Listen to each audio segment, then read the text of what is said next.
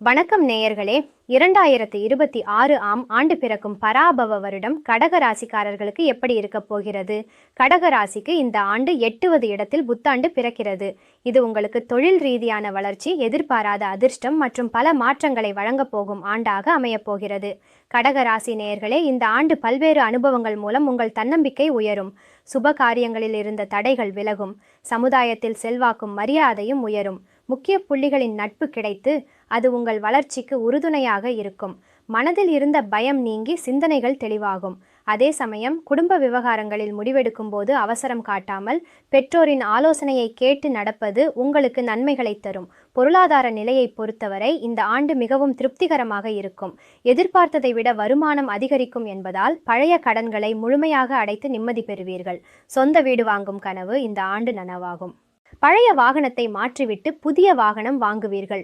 June 2026 வரை சுப செலவுகள் அதிகமாக இருக்கும் என்பதால் சில நேரங்களில் கடன் வாங்க நேரிடலாம். ஒரு முக்கியமான எச்சரிக்கை: யாருக்காகவும் ஜாமீன் கையெழுத்திடவோ அல்லது கடன் கொடுக்கவோ வேண்டாம். குடும்ப வாழ்க்கையில் தள்ளி போயிருந்த சுப நிகழ்ச்சிகள் இப்போது சிறப்பாக நடைபெறும். வீட்டில் கெட்டிமேள சத்தம் கேட்கும். இரண்டாம் திருமணத்திற்காக காத்திருப்பவர்களுக்கும் நல்ல வரன் அமையும். கணவர் மற்றும் குடும்பத்தினரின் அன்பும் ஆதரவும் உங்களுக்கு முழுமையாக கிடைக்கும். பிள்ளைகளின் உயர்கல்வி மற்றும் எதிர்காலத்திற்காக கூடுதல் கவனம் செலுத்துவீர்கள்.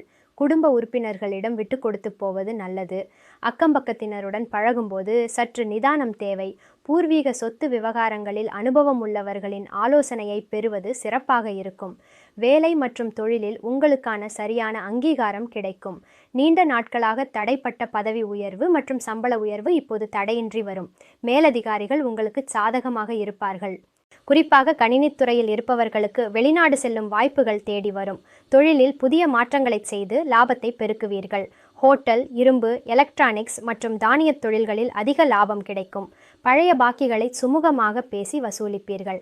மற்றவர்களை விமர்சிப்பதை தவிர்த்து உங்கள் வேலையில் மட்டும் கவனம் செலுத்துவது பெரும் வெற்றியை தரும். ஆரோக்கியம் மற்றும் கவனிக்க வேண்டியவை என்று பார்த்தால், உத்தியோகத்தில் வேலைப்பளு அதிகமாக இருக்கும். கூடுதல் நேரம் உழைக்க வேண்டி வரும். இதனால் கண்ணெரிச்சல், தூக்கமின்மை போன்ற பிரச்சனைகள் வரலாம் என்பதால் சரியான நேரத்திற்கு உணவருந்தி போதிய ஓய்வு எடுப்பது அவசியம். கூட்டுத் தொழிலில் பங்குதாரர்களுடன் சிறு பிணக்குகள் வரலாம். அதை அனுசரித்து செல்வது நல்லது. இந்த ஆண்டு உங்களுக்கு மேலும் நன்மைகள் கிடைக்க முருகப்பெருமானை வழிபடுங்கள்.